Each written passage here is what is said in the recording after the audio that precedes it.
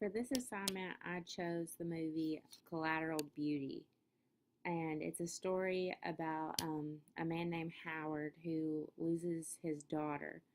And the story is basically about him trying to overcome that grief that he has. So the hero of the story is Howard, and his goal is to find some way to release every feeling that he has. So he ends up writing letters, not to people, but to things of the universe. He writes it to death, to love, and to time. He uses this as an outlet. So that's his goal, is to overcome that grief somehow. Howard's friends that he works with, they're also his co-workers. They work under him. Howard has a company that was very successful at one time, but since Howard has closed off everyone in his life and he's totally cut off from the world, he won't even talk to anyone.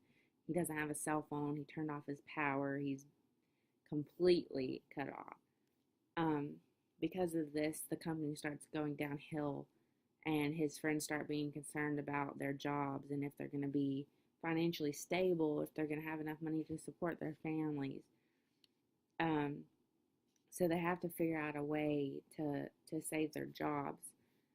They start talking about someone wanting to buy out the company, but they can't do that without Howard's permission because he owns 60% of the shares.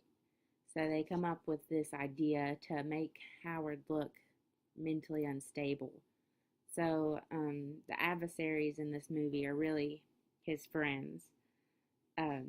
His friends, they hire these actors to be death, love, and time, and they hire someone to follow Howard around. The lady that's following him gets his letters and reads them. So these actors basically have a script of what they're supposed to say to him, and they end up confronting him. And this confrontation really doesn't help Howard in any way. It really just makes his grief even more hard to deal with than it was before, because now he truly believes that he's crazy. So this is his character flaw.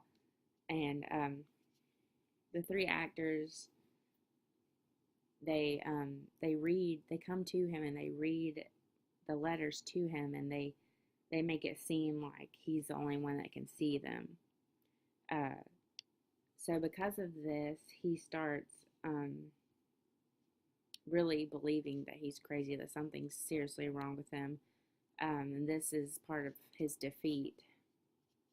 In the middle of the movie, we see him start to try to deal with what he's feeling. He constantly passes this